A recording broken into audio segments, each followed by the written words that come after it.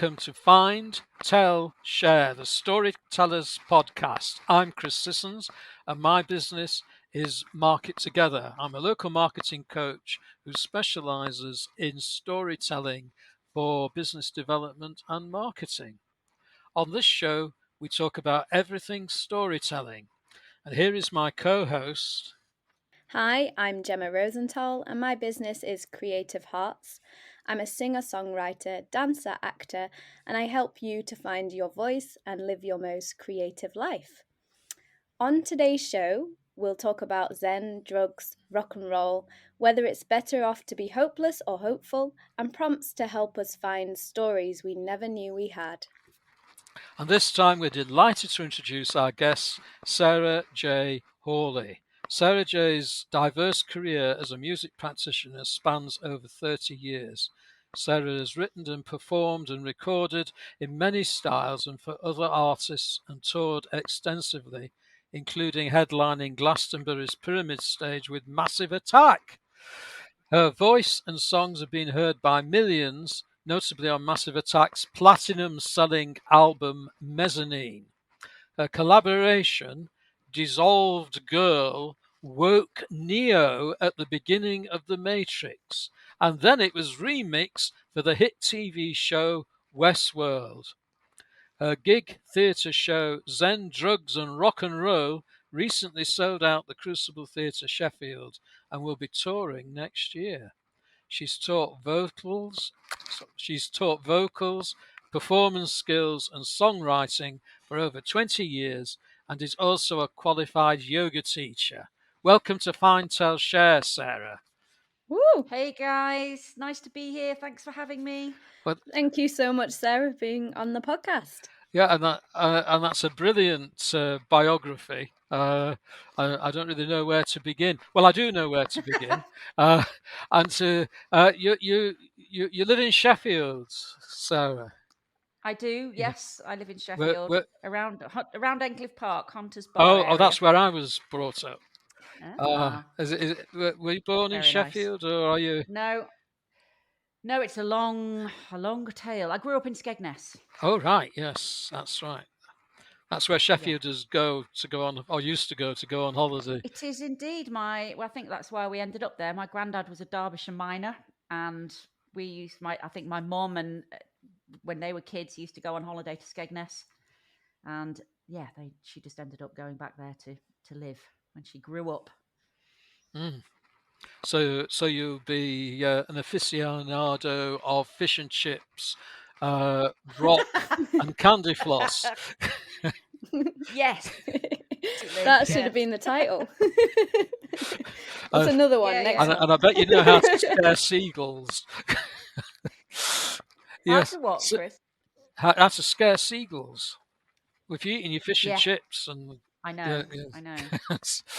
But So what brought you to Sheffield, and why are you staying here? I came to go to art college in the 80s. I went to Salter Lane Art College to do a communication arts degree, and mainly because it had a music studio. And that was one of the biggest pulls for me at the time. Apart from the fact, I'd come from a very small town, and lots of I was carrying a lot of baggage around with me at the time, and it was a hop, skip and jump. I went to Lincoln Art College to do a foundation degree, and then Sheffield was the next pit stop on the old Viking Way, which was Skegness is Viking for nose of the sea, and it was one of the first places the Vikings landed all those years ago, and they made their way inland. And there's the A1 really is the old Viking Way, and it went from Skegness straight up to Lincoln, and then continued to find a hill so that they could create battlements. And I love a bit of history, and also being an old Viking myself, very interested in this stuff. So Lincoln Art College, Sheffield was the natural next stop for me, and the pull obviously because my family were all from Derbyshire. And it was nice because my granddad really had the broadest Derbyshire accent. I couldn't understand a word he said, so it was nice to kind of settle here for a bit and work out what the hell he was on about.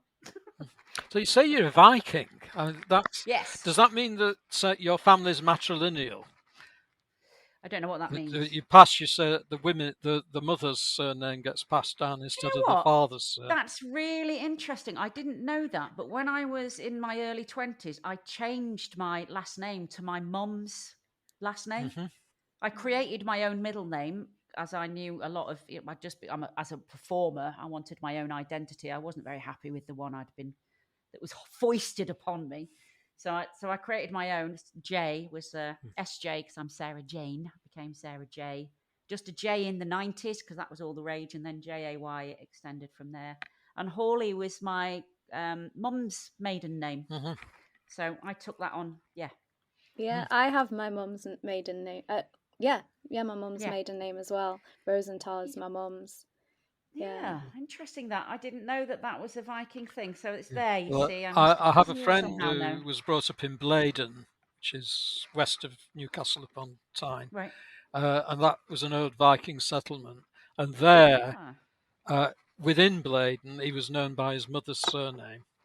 right. When he went to Interesting. school and then to university, he's known by his father's surname. Ah. So, but that was within that community, it was the matrilineal. Yeah, yeah. So Well, my father was. We didn't know his surname. He was kind of. I've only just found out on the run from some very shady past that he had, and so his name changed very often, and we had no. The bank was a box of money under the bed, and there was no paper trail for us anywhere, and I didn't really know his lineage at all. And recently, there's been more, as if they could fit more skeletons in the cupboard.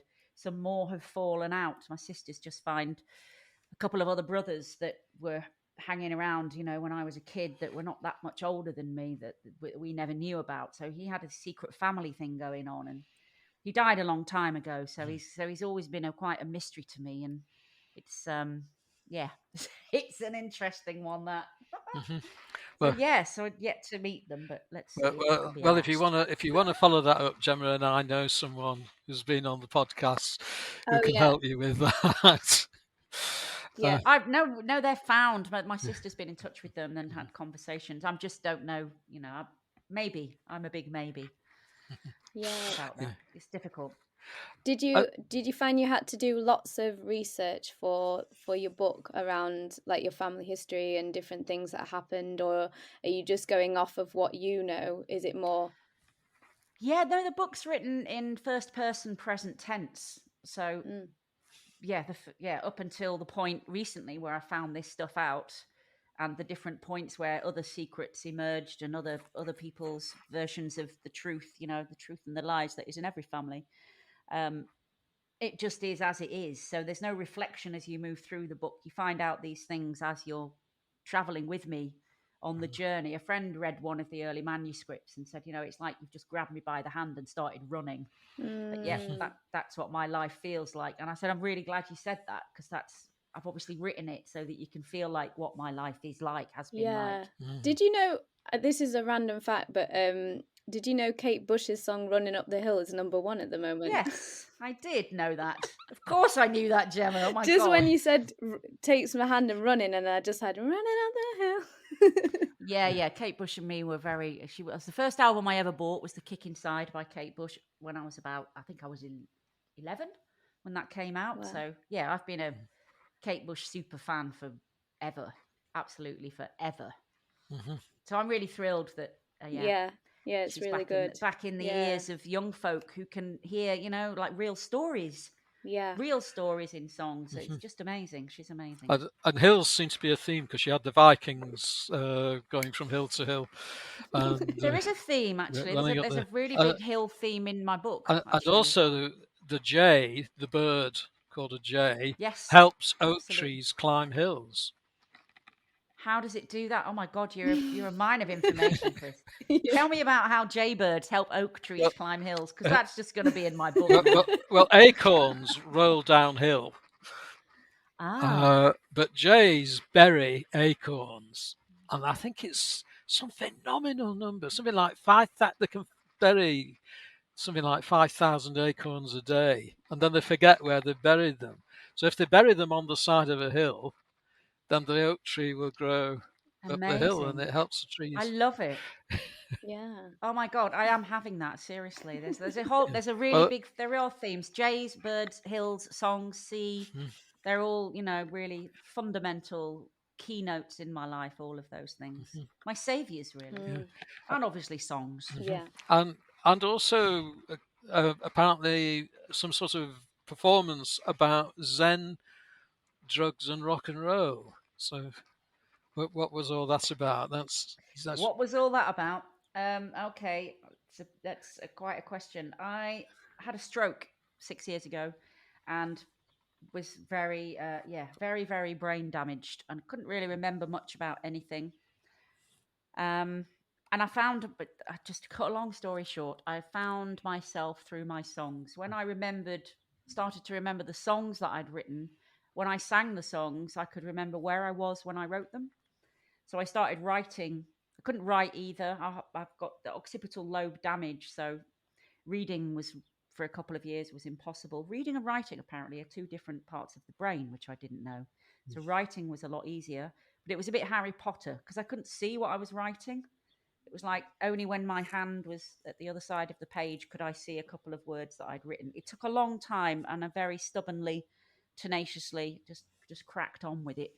And the stories behind the songs, I just became a thing that I just got me out of bed in the morning because it was very dark and depressing time.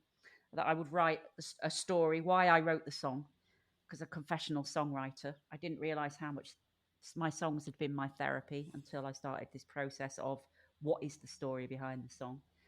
And then after a few years, I've written hundreds of songs, and I had quite a number of stories behind the songs, which were little blogs that I put on YouTube with versions of the songs. Started to get a bit of traction, and then realized, and I've always known that my life story is epic and crazy and really dark as it is funny. There's some real comic tragedy in it, and people have always said to me, "No," when I say yes, and then no, and then So that's you've got to write a book. So here I am. It's become a book. I went to a sort of writing group to help me kind of piece it together. Beverly Ward, who's a local writer and mentor, is incredible. She does she does all sorts of things, but she really specializes in helping people write she wrote a grief memoir called Dear Blacksmith, and she really specializes in having a very open heart and allowing people to write within that kind of genre and in that space. So she helped me, and yeah, her lovely group just helped get it together. And then, it's like, okay, well, I'm a singer songwriter. So some of the bits from the book became bits of prose that I put to music and the songs, and then got an Arts Council grant to get me back on the stage because I hadn't performed for 6 years. Didn't know if I really wanted to. Not as with my own music anyway. I'd done a couple of little gigs with other bits of music. And yeah, it kind of went from there. I got a team of amazing women around me, musicians and engineers and producers and PAs, and just never worked only with women before. That was another very something I fiercely wanted to do. Music business in the 80s and 90s was horrifically sexist. I've been assaulted God knows how many of times, the kind of things that if somebody did that to my daughter, I would knock them out. And at the time, they do that to you, and people laugh. Oh, it's just messing about. Oh, he's just, actually, no, it's not okay. So there's a lot of that in my book, and it's thank God that people are talking more openly about that now. mhm, So I'm managing to be more honest and open about the impact of that abuse and assaults had on me. And I hadn't really realized either because I took on everyone else's, oh, it doesn't matter. Oh, it's just, and it's not. It really isn't. So a big part of me shut down, and I hid away in rock and roll and drugs for a while. And this book is about trying to find, the Zen, where I found the Zen in all of that. So, yeah. And it all spirals back around in on itself like a big murmuration. mhm. Dissonance will always find harmony. Always. I've always been an optimist and had that faith because, as you know, music has been my parent, So, really. so why do you think the Crucible sold out?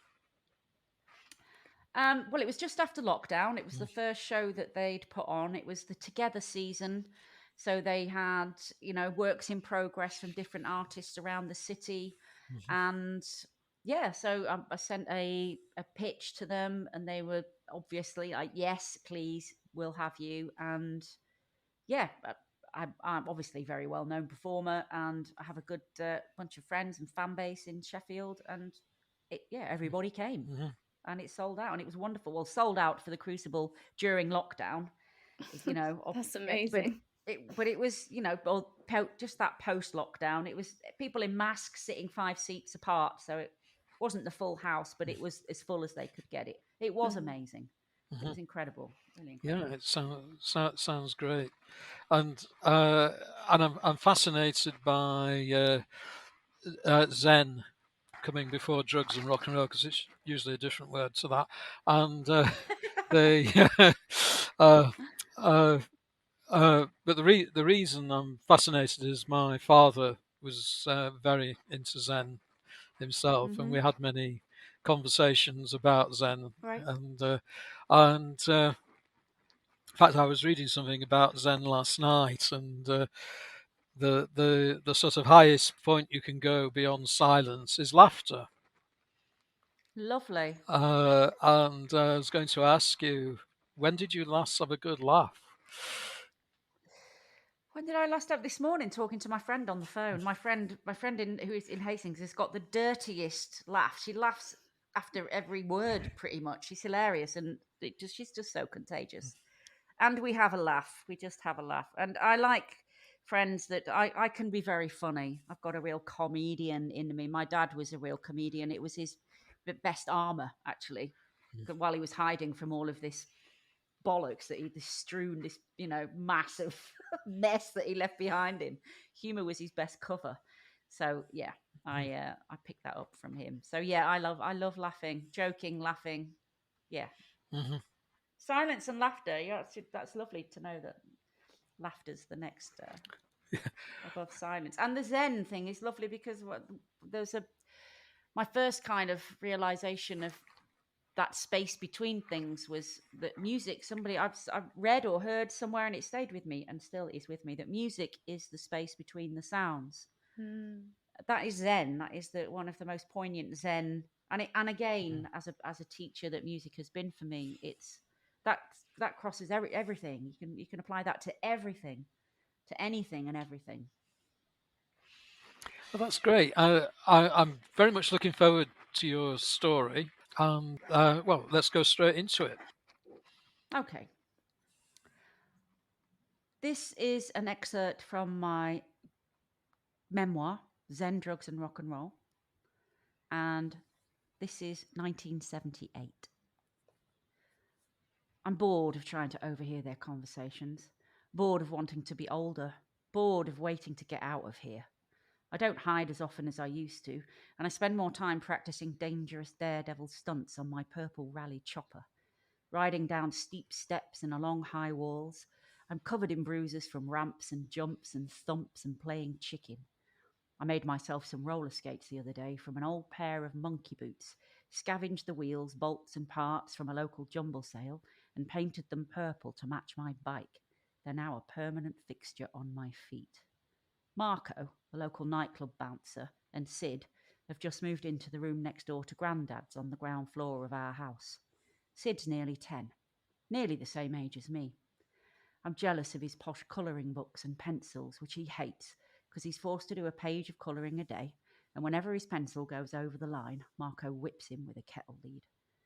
I'm good at colouring, so I help him do it neatly. I've no idea where his mum is. Mario is very big and very hairy and very, very scary. Sid shows me the scarlet welts on his legs and winces when I touch them. I am so angry I can hardly breathe. And Sid tries to hold me back, but I have to tell someone, so I burst into Grandad's room. Domino, Grandad's dog, is standing on the bed. His ears prick up as I burst in. Grandad has his hands tight gripped on the Domino's back end. His tail is vertical. They're joined. We all freeze for a moment, a time standing still moment. I slam the door shut, leap down the stairs, 5 at a time, and find Mum and Auntie Kath busy being busy in the basement. Mum, Mum, did you know that Sid's dad's a bastard and Grandad's shagging his dog? It's open. My eyes pop out of my head and my hands outstretched. They look at each other, then they look at me. Mum walks towards me slowly. I relax a little, expecting a hug, but get a clip round the ear instead. Don't be so bloody disgusting, Sarah. Auntie Kath turns her back on me, tips a cloud of white flour onto a wooden board, shaking her head, tutting loudly. But I'm not lying. Why would I lie about that? And what about Sid? We've got to do something for Sid. Have you seen the state of his legs? Mum? Mum? Go on, get out. Get outside and play, will you? Mum pushes me out of the kitchen. I dawdle back up the basement stairs in a daze, muttering to myself, what the hell is wrong with these people? Sid's sitting on the floor with his head buried in his knees. He's been crying. Come on, Sid, let's go out and play. He follows me. He always does whatever I say, but it's getting really annoying. I know, Sid. Why don't we play cowboys and Indians? He nods. Okay, well, you can be the Indian. You sit in front of that tree and I'll tie you up. He obediently sits in front of the tree. I tie him up with some old washing line and I tie him up tight. He wriggles, but there's no way he's getting out of it. It suddenly comes from nowhere. The rage. It's rising in me. I yank off Stan's grubby plimsolls and start to hit him with them. Gently at first, and then harder and harder. His head buried in his hands, he cries out, Stop! Sarah, stop it, please, stop! I snap and snap out of it, drop his shoes and I run, running through the wet grass in the park, across the gritty prom and onto the soggy sandbank. I run out to the middle of the mud flats. The black gooey oil slick sticks between my toes. I'll just stay here and wait for the tide to sweep in and take me. I might get lucky and get stranded on these mud flats and be rescued by the lifeboat men just in time for tea. Red flares explode in the blue summer skies, screeches from the Wild Mouse roller coaster ride, squealing kids burying fat burnt bellies in the sand, red bald heads on blue striped deck chairs lying in the sun. I better go home before the sea really does swallow me. I've been here for hours and in sound. Sid's still sitting there, tied to the tree. Ray is kicking his heels, perched on a wall nearby. She looks too scared to release him. I might tie her up again too. We both torment him for a bit, then we let him go, give him his shoes back. He just sits there, doesn't move. Maybe he likes being tied up, says Ray as we walk away. It's my 11th birthday tomorrow and I'm not looking forward to it. I won't get what I really want. It's always a bit crap, a second-hand thing, or even worse, an embarrassingly homemade thing. Saturday Night Fever's just come out. Sexy dancing, silky satin and disco balls.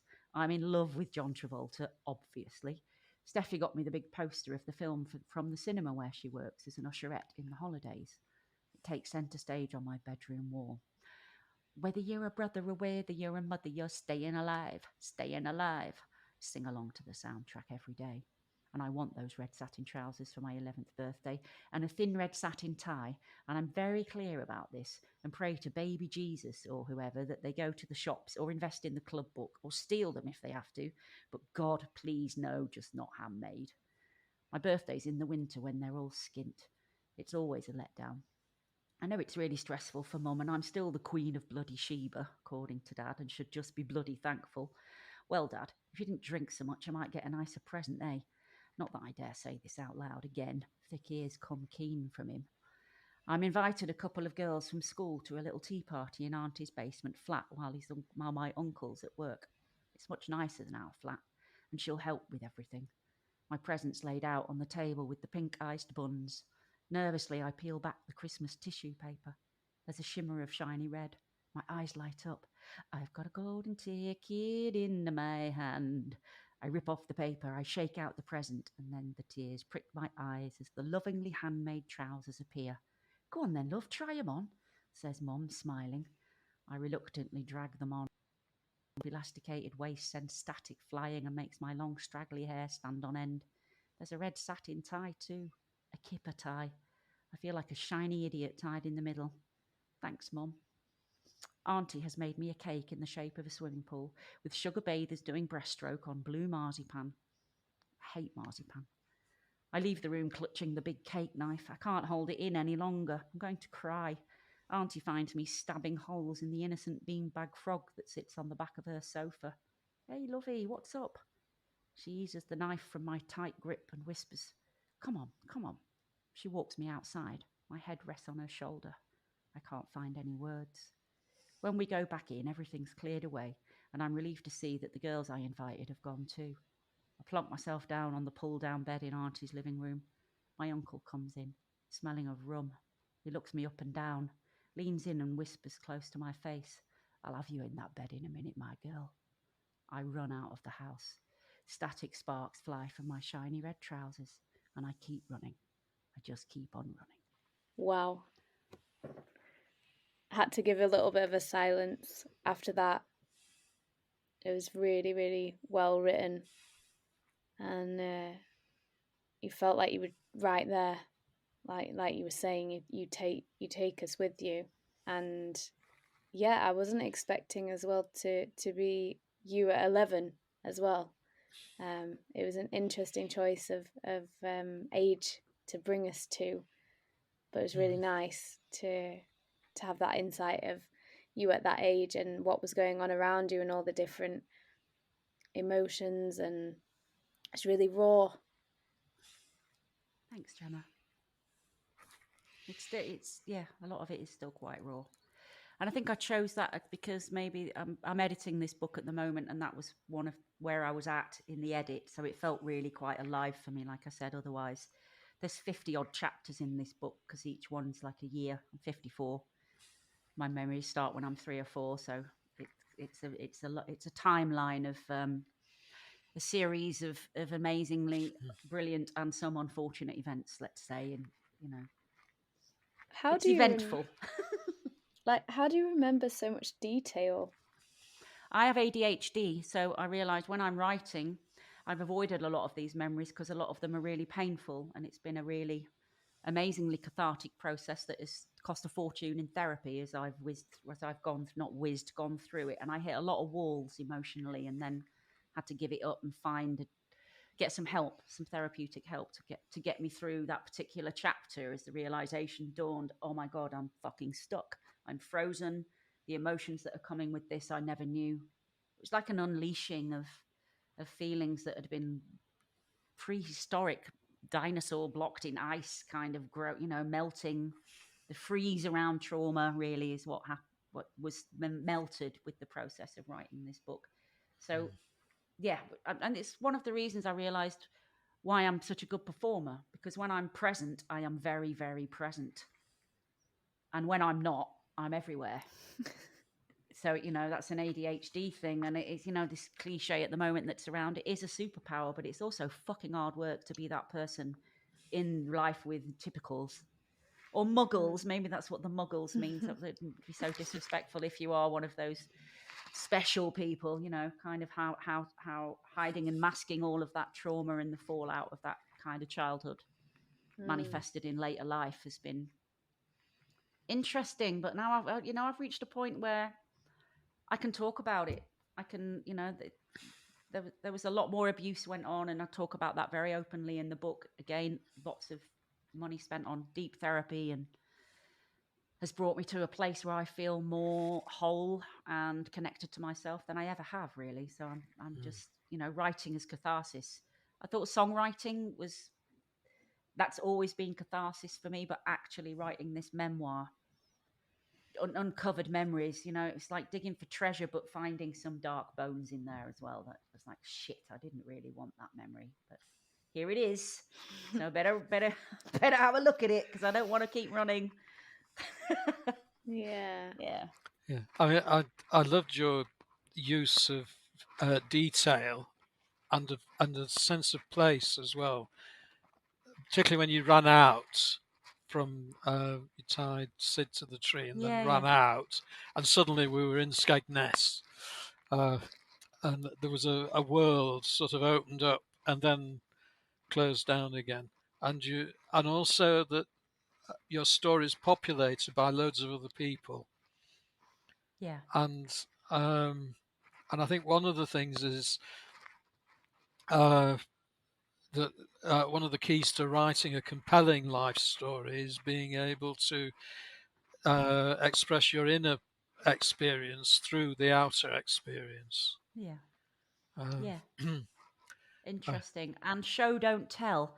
That was the other thing, is that which is just so it's as if somebody else, I've got a brilliant editor working on it, and she said, it's like it's like a film. She said it was like watching a grainy 70s film, reading some of the earlier stuff, like a filmmaker had.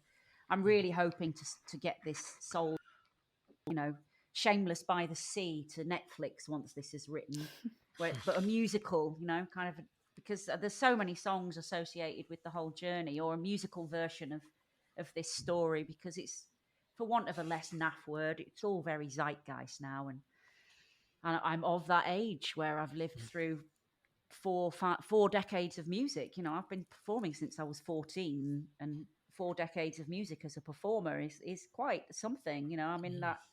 My friend this morning referred to me, oh God, you're like a Northern Anna Madrigal, which is, the woman from Tales of the City, Armistead Maupin. It was like, hey, yeah, okay, I'll have that.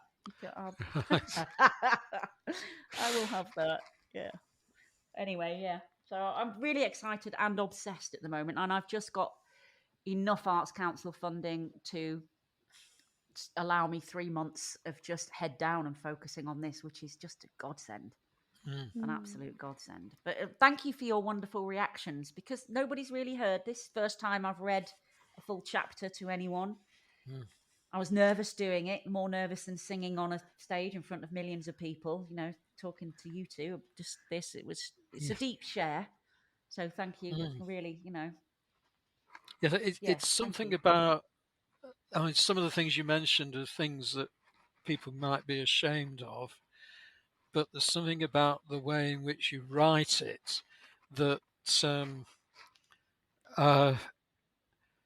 you're inviting us into a dark place, but somehow I can't find the words. Somehow you illuminate it. It feels. I felt safe with you. That's amazing. Uh, Oh my God, does that's that amazing, Chris. Thank you. does that work for you, Gemma? Would you? Yeah, it's like you're exploring the shadow side within this story of the people around you, of yourself, of everything in the story. And I think when you can go to that place and not be ashamed of it, and just say this is what it was, there's something completely freeing for the audience or the listener or the reader, because they probably have those places as well, which they wouldn't feel brave enough to share, necessarily. Yeah. Most people wouldn't. So when you share it, you're freeing the listener to go, wow, oh, wow, yeah, I can relate to that. It may not be the same, well, it won't be the same situation. Yeah. That no one has your experience, but everyone has the experience of those darker places where it's uncomfortable. But if you can write it in a uncomfortable way, so Yeah. you've got that dynamic of making the reader feel comfortable, Yeah. but there's uncomfortable stuff.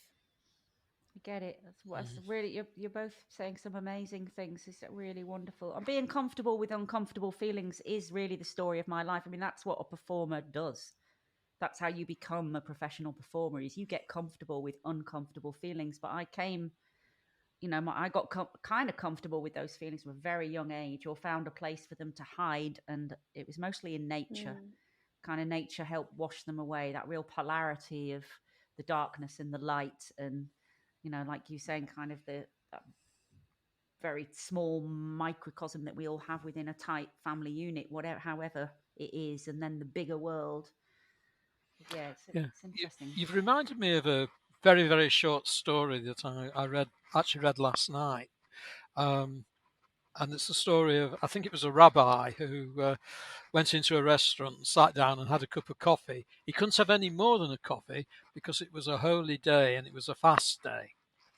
And as he was finishing his coffee, he looked across the room.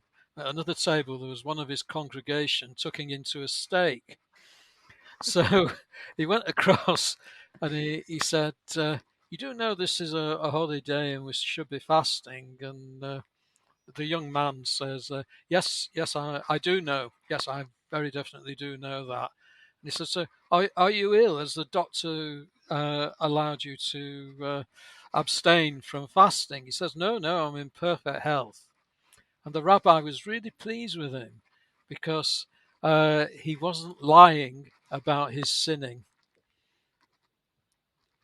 And there's something, because when you think in the story, the way you tied Sid up and then hit him with the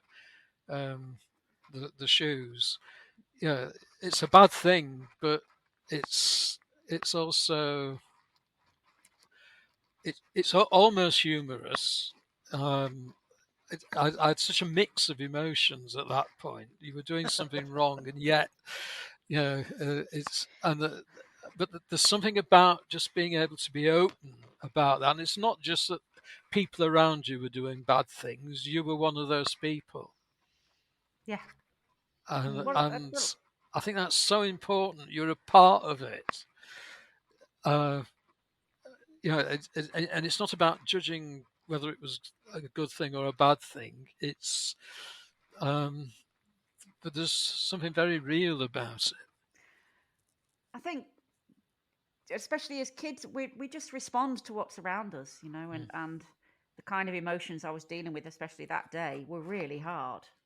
I had just seen my granddad shagging his dog when I burst into the room to tell him that his neighbours kid was being beaten to shit by this bouncer that lived up the road. It was like, that's not an easy thing for an 11-year-old to, and it was just, that's my childhood. It was one thing after another, relentless, weird shit going on. And magic realism, but in this dark Skegness kind of place. And I think it would make the better. I can't wait. The pitch to HBO is going to be phenomenal. I can't wait to get that. Dark Skegness. Well, it's going to, I don't know. They're not going to have heard of Skegness, are they? But who knows? Oh, it's so bracing. Certainly is. Oh, wow. Yeah. Wow. But what you need, perhaps, in a situation like that is hope. And Jemma, oh God, yeah. Jemma has a lot to say about hope. Well, it's not so much what I'm saying about hope, although I will talk about it after. But basically, I'm reading this book at the moment called "When Things Fall Apart: Heart Advice for Difficult Times" by Pema Chondran, who I think is a Buddhist monk. And I came across this section yesterday and I was talking to Chris about it, and he suggested that it might be a good thing to share on the podcast because it made me question the word hope, because she uses it as a bad thing, as in that we should give up hope. So I'll just read the section so that it makes a bit more sense. Hopelessness is the basic ground. Otherwise, we're going to make the journey with hope of getting security. If we make the journey to get security, we're completely missing the point. We can do our meditation practice with the hope of getting security. We can study the teachings with the hope of getting security. We can follow all the guidelines and instructions with the hope of getting security, but it would only lead to disappointment and pain. We could save ourselves a lot of time by taking this message very seriously right now. Begin the journey without hope of getting ground under your feet. Begin with hopelessness.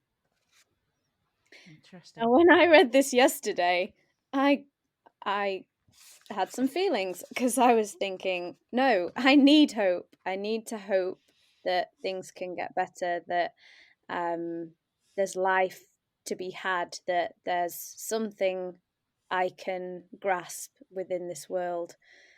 And yet I also knew the truth of what she was saying is that there is no life other than here and now, and you can't, the more you hope for something better than what you are, the less you can actually accept the moment.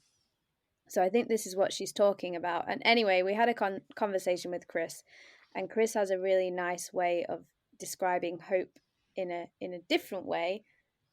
I don't know if you want to express that, Chris, just to explain.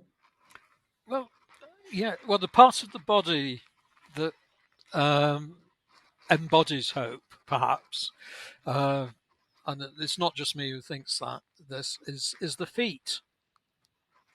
Hope is where your feet are, and so it's.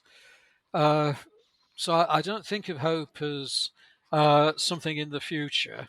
I think of hope as being something in the here in the moment, and as I say, where your feet are, and because where your head and your heart are where your feet are. Because it's your feet that takes them there, and we can go off into all sorts of fantasies and so on, but ultimately we're brought back onto the ground. And indeed, we saw that in Sarah's story, where it was very much rooted in a particular place, and as a child, you're committed to the place where you're told you're committed to. As an adult, you can to some degree choose where you're going to be, but ultimately, it's your commitment, and it's your commitment to that place and to that community and to that life that actually make makes hope real, because it's we're all in this together, if you like. Does that Yeah, make sense? yeah. On I another like note, that. hope. I was I did some charity work for the Stroke Association last year, and was the the face of hope after stroke for the Stroke Association. So there's something about, I know exactly what you mean, Gemma. You only the only place to be and to come from is exactly where you are. The more present you can be, I mean, that's Zen, isn't it? That's the Zen of being. Oh yes, I'm So sure. that there's no hope in Zen; it just is. Yeah. So I get that, and from that place of hopelessness, hope springs eternal, like all the other wonderful works of art that have come from hope. So,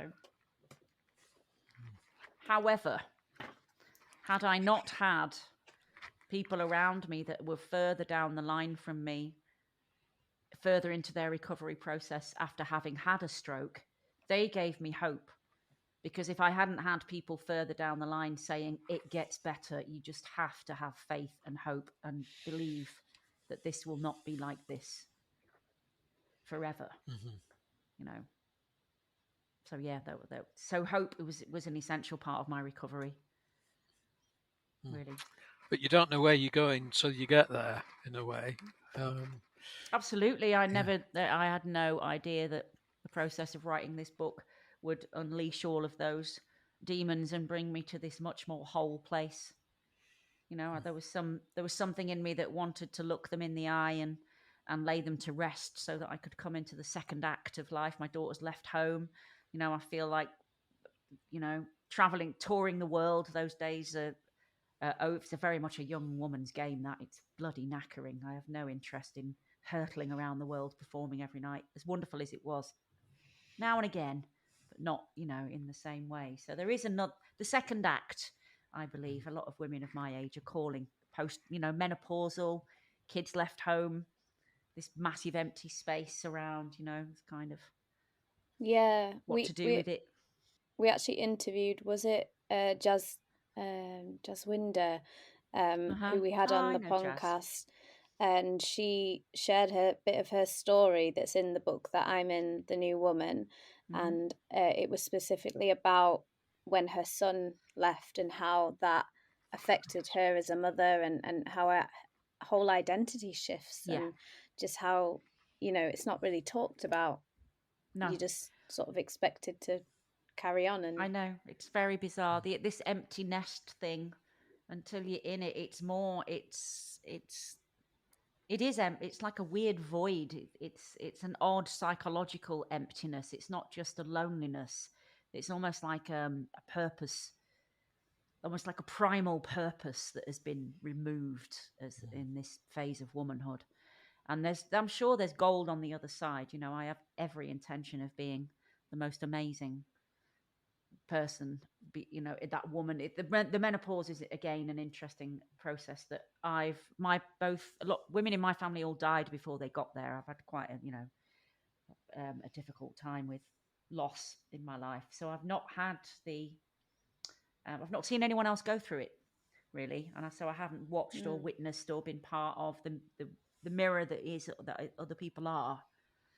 So yeah, some good friends are sharing their experiences of it, but it's still only just in this day and age, Christ, something that people are talking about more openly and taking more seriously. Well, when I say people, I mean women, even allowing themselves to talk about it more openly with each other, because most men I know, and most of the men I know are more evolved than most men, still don't know how to engage in that conversation, or that it's not. I don't know. It's another brand new thing. It's like, oh great, and I like brand new things, but this one, ooh, Yeah, it's a tricky I, one. I'm sure it is, and it's something. There's something in the way that the natural world operates. You can never go back to how things were. So Yeah. when there's environmental damage, for example, um, the you Are that you likening the menopause to environmental damage there, well, Chris? I'm not quite sure that I'm not quite sure where I'm going with this. So, uh, the point I was going to make is you can't go back to how things were before. However, new species come in and things develop and change, and you can have a, a new environment that's maybe just as good as the one that was before. Absolutely. Yeah. That, that, I that absolutely. that's how, and I think part of the problem, and it's partly to do with aging. That's part of it, and men do share that bit of it. Yeah. At any rate, it's you know, dropping the expectations that you had when you were younger, but taking up new expectations. And it's actually pretty good being old, if you How old certainly are if you, you're in good Chris? health. At any rate, and I can't speak for everyone, obviously, but so far it's it's okay. How Uh, Yeah. old are you, Chris? Sarah asked. Sorry, how old How am I? old are you? I'm Yeah. 67. So I think that counts as getting on a bit.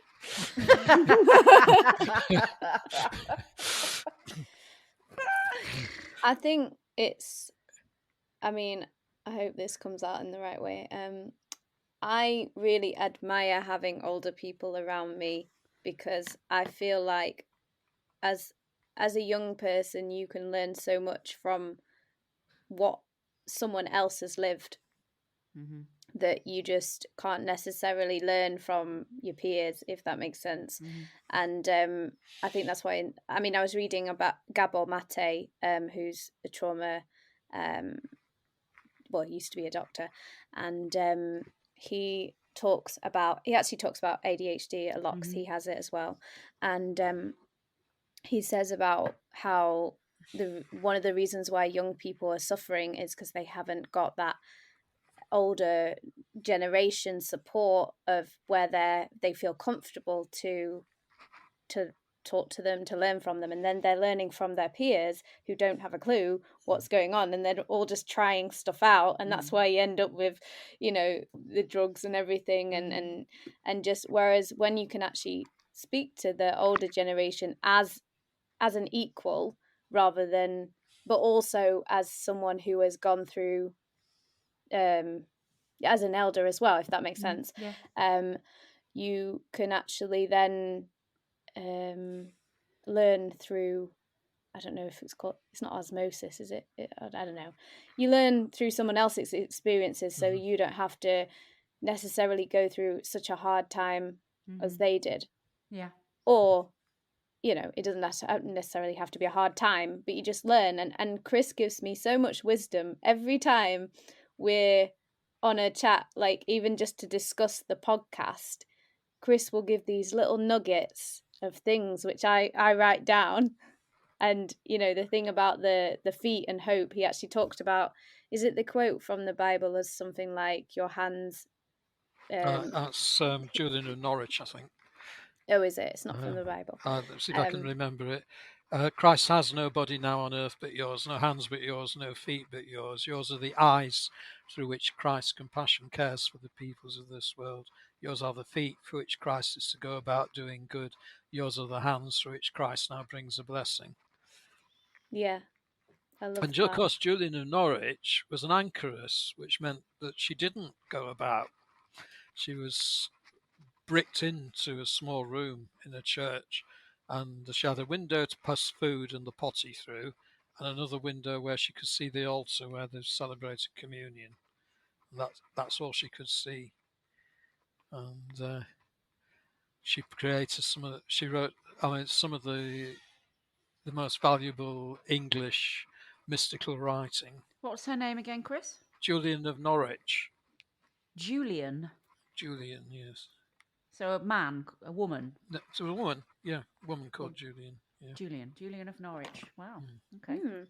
I've never heard of her. I will look into her. And she wrote that quote? Yes, I think that was her. Wow. Well, it was if it wasn't her, it was another mystic. It was definitely a woman.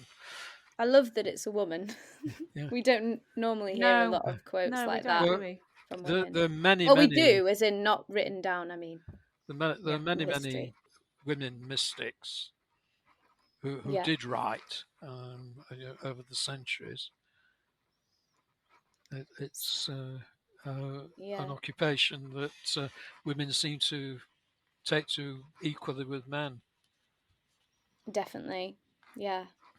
And it's good to show that it is as well, and not to erase that part of history, as a lot of the time we get all these male mystics and saints, and then we forget that there's also women there. Have either of you read Sandy Toxtis Almanac? No, I wouldn't know how to write that. Toxvig, sorry. Yeah. Yes. The greatest Doctor Who we've never had. Yes, actually, wouldn't she be a great Doctor Who? Oh, yes. I think we should have a campaign at some point. She was speaking, and she did a gig in Sheffield. A gig. I didn't know about it. Some friends of mine went. It was sold out. Otherwise, I would have gone. But yes, her almanac, Gemma, is women who have done amazing things for the last few centuries that have never received the credit that they deserved, or the recognition or acknowledgement. So it's like an almanac of things that happened over the last few hundred years. Can you send me a link? Well, if you send it to me as well, I can put it in the show notes. Oh, yeah. Great. And have a look at it as well. Yeah. Anyway, shall we move on? I just wanted to finish with a little thought experiment. And what this is about, it's the find in Find, Tell, Share. And one of the challenges that we have is finding stories. Sarah Jay's got loads of stories, which are going into a book, so maybe it's not so much a problem for you. That's one of the challenges of storytelling is just finding stories, and there are various techniques that you can use to find new stories from life experience and anywhere else you can dig them out. And the method I just want to talk about is the prompt. And the idea of a prompt is that let's say a prompt might be a dog. I'm sorry, I thought about this before I heard your story. Not that dog, well, not necessarily that dog. It would bring up a story, though. But the point is that the story that you tell might not feature a dog in it at all. It's been prompted by the idea of a dog. Do you see what I mean? And the point of it, a prompt is not a chain or a lock that's holding you down. It's more like a key that unlocks ideas and creativity. I think my mind just works in musical ways, and I just got "Who let the dogs out?" Yeah. Well, that's There's a what I song want. for everything. There it What is. I want to do. This is a challenge for both of you, and Sarah, you'll be going first, unless Okay. you really complain. Uh, I'm going to give you three prompts, three different Okay. prompts, and the situation is that you've been asked to write a song using one of those prompts. Now, I'm not asking you to write the song, not unless you suddenly get a massive inspiration, and Well, no that's doubt your will business. happen, Chris. But but really, just to choose one of the three prompts Uh-huh. and say why you've chosen it, and hopefully we'll begin to see how prompts work. So you might want to jot these down if you're bad at remembering. um, so these are the three prompts that you have to choose from. Are they Uh, long? uh, one of them's longer than the other two, and All right. but the Yeah. I don't have a well, pen, so well just go for it. the longest one is uh, a lost village, town, or city. That's the first prompt. Second prompt is an ancient woodland. And the third prompt is a hot beverage. So,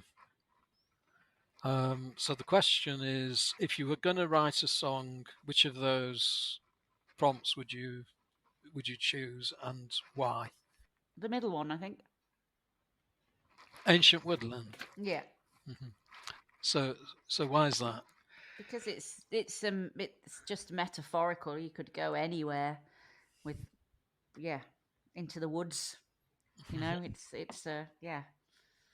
There's lots in it. There's lots of dimensions, lots of visual inspirations, lots of light, lots of dappled light to play with. And I write a lot about woodlands. I live just right across the road from Endcliffe Park, which is one of the oldest woodlands in the country. It used to be Sherwood Mhm. Forest, didn't it? This end of Sheffield. Oh, right. Mm. Anyway, so yes, that would be mine. Yes. Yes. I that was one of the reasons I chose that. I wanted something um, that opened up. Well, going into the woodlands can close the things as well. It Oh yes, can get lost and feel very constrained, but it can also open things up. But there's also relationships within the woodland, and we're finding more and more about how particularly the plants and the trees are connected by fungus underground and so on. yeah. There's a really nice. It just brings me a memory of when I went to San Francisco, did some gigs there, and I went to the ancient Muir Woods with the redwood forests. Oh yes, So heard of that. wow, it was yeah, it would never leave me that experience, and really metaphorically for me, coming from such an unanchored and ungrounded life, trees are just for me saviors and always have been. Hmm. You know, climbing them, hiding in them, hugging them, carving my name into them, sitting under them, all kinds of things around them. They've just been, you know, and the Ents in Lord of the Rings, I just think are fantastic. Hmm. There's a fantastic aliveness to their ancient wisdom and interconnectivity, like you've said, and yeah, And you see what's wonderful. happening now as you speak. You're seeing more and more connections, Yeah, and yeah, that's the power of the prompt. Just to yeah, uncover something creative, hmm or or something that you can use. So, yeah. Gemma, which of them would you choose? Well, I would actually choose the same one, um, because immediately my mind went to fairies, Mm. and um, me and my sister used to, and my cousins actually, we'd find a tree and then decorate and say like that the fairies were going to come along if we decorated the tree. it was something we did as kids. And so I don't know, there's something that just came up visually for me. I don't know where I'd go with a song for it. But maybe something around Fairy in the Woods, or something sparkly and magical.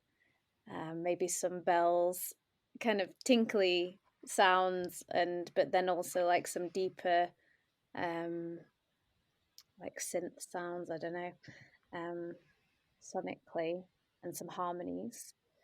And maybe poet. You could do like a poetry, or spoken word in there. And then also it reminded me of a song that I have called Learning to Fly, which is so weird because um, I was going through the lyrics and I was thinking, there is no woods in these lyrics, but for some reason, every time I sing it, I picture woods, that I'm in the woods, because the story is someone who's learning to fly, isn't it? Goes into the sky. So later on in the song, you're in the sky and you're flying. But at the beginning, it's like that you're running and getting ready to take off. And for some reason, even though the lyrics say about parks, running past the parks in the depths of the creation, all that I've known is no longer anymore. My hand reach out the air and my feet are off the floor, and I soar. It's like, for some reason, I imagine myself in a woods, like every time I sing it, and I'm just like, maybe it's the lyric of depths of the creation or something, I don't know, but like I just realized, I was like, there is no woods in these lyrics, but for some reason that's how I picture it in my mind. So it's really weird how some songs can not even speak the actual vision that I don't know if you have this, Sarah. You know, when you write a song, do you have like a visual that comes with it, or does that come later when you're like No, creating a video?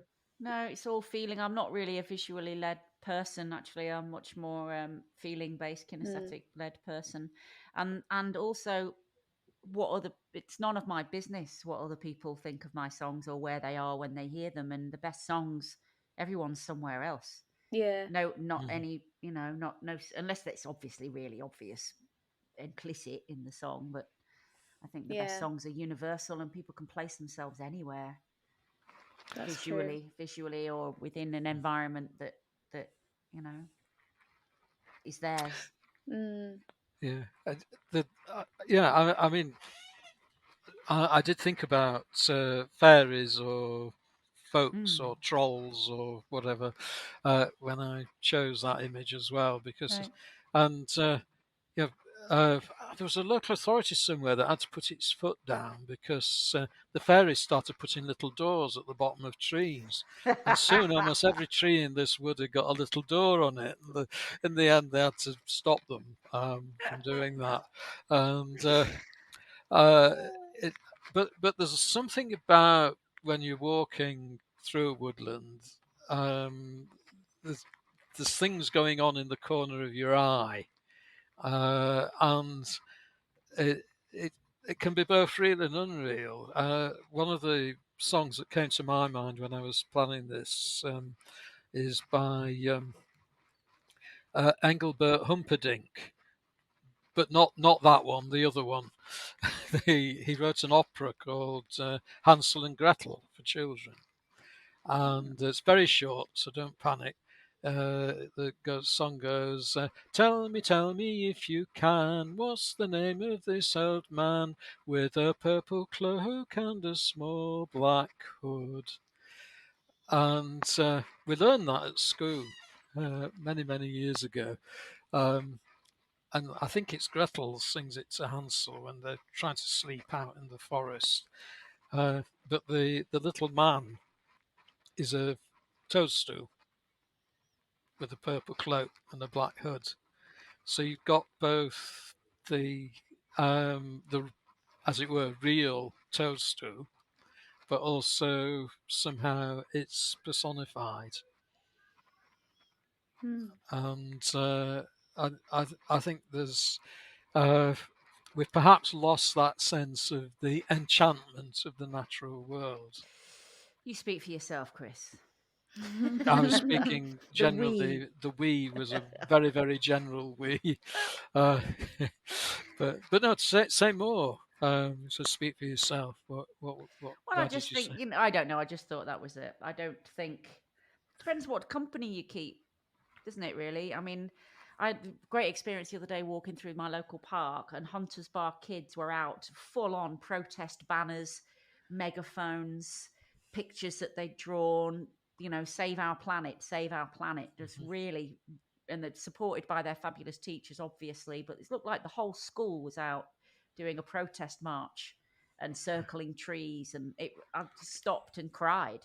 It's just, it was a glorious thing. I'm going to cry now just thinking about it. So I do think there is, and they really meant it. It didn't look like it was something they'd been forced to do, or and the way that they were being obviously guided and engaged, and had created these beautiful drawings of birds and mushrooms and trees, and that they were carrying around with them. That had been a fully engaged project was, Yeah, yeah, it was but just incredible. It was incredible to see. So well, I that's think, my old school, and we used to ah, go to Endcliffe Park with the school for the sports day. We had sports days, but also turning stones over in the Porter Brook and yeah, finding strange creatures underneath them. And, yeah. but I don't It's so remember it us ever doing a protest. That's new. mm, Uh, yeah, but it was great. Okay, so I think we're wrapping up the podcast now. And so if we will play one of Sarah's songs to finish. And if anyone wants to, well, first of all, thank you so much for coming on the podcast. It's been an absolute joy to hear you tell your story.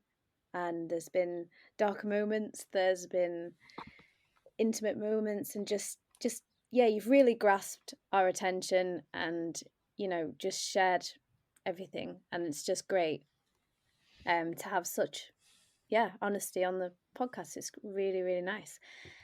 So thank you.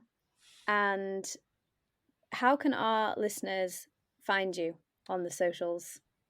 Sarah Jay Hawley.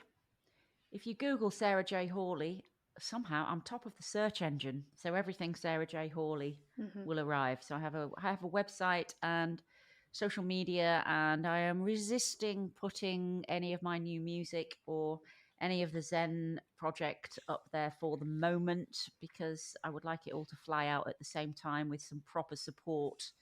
And when I start touring and releasing the book next Yeah. year, so there will be little teasers from little tiny workshopy moments that I do, but nothing of any real substance around that until next year. So I'm really excited about that. And meanwhile, I'm just hanging back off social media. Really, Mm-hmm. I'm just so immersed in actually what I'm doing that social media has become Less uninteresting. important. Yeah, less important, Mm, to be honest. I'd rather go yeah. and talk to the fairies in the park with my new little dog. wouldn't we all? Well, this is new, to have a guest that's telling you to go and listen to the fairies instead of go on social media. So They'll tell you what I'm doing. if you want to. But yeah, if you do want to listen to Sarah's music, Yes, I loads do. on YouTube, Thanks, Gemma. and you Back can to find Earth. find her on social medias. She has lots for you to listen to in the meantime, Yeah. and you can obviously go in the park and listen to the fairies as well. I just banged my knee. Chris, how do we find you? Yep, usual place. It'll all be in the show notes. My newest thing. I've been publishing blog posts on Seventh Wave, and the I think I've put a link in the show notes for that, but I'll make sure that that it's there. And as always, I'm always looking for storytellers for Thursday afternoons, which are restarting in September. And if local people, Sarah, would like to have a go at that, we could even do it as a lunch and learn, and come off Zoom and have a go at real life storytelling again. So, Yeah, it's really nice, the storytelling sessions that Chris does, because it gives you a supportive environment to just share your story and just get a bit of feedback from local people, or if it's online, obviously anyone. I've met some of my closest friends on the storytelling groups. Manifestation Maven, who we also interviewed, I met her for the first time, and we've done loads of work together. So it's really good for networking as well. So you can find me on Jemma Rosenthal. I'm on pretty much all the sites you can possibly find: YouTube, Facebook, Spotify, all the music sites, all the social medias, Instagram. I'm also on as creativehearts.coach, which is my coaching, which has more to do with the coaching side, and cards as well. We're selling creative cards at the moment. Me and BT Design have designed some cards to help your creativity and self-love. And Chris mentioned Seventh Wave. I've also got a blog on Seventh Wave, which I share some blog posts. So that's me, and thank you to Chris. Thank you, Sarah. And pleasure. I think we're done. Okay, goodbye. Bye, guys. Thanks for having me. It's been brilliant.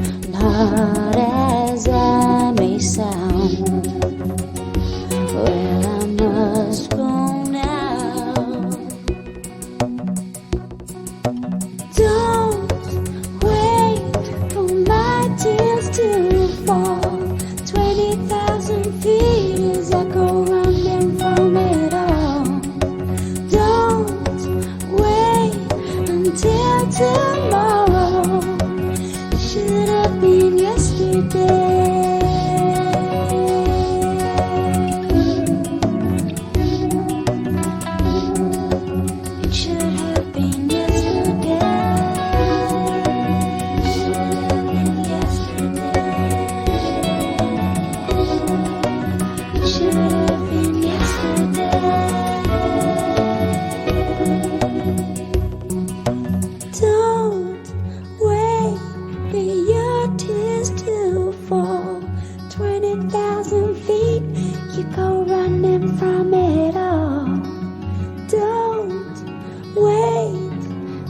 I'll tell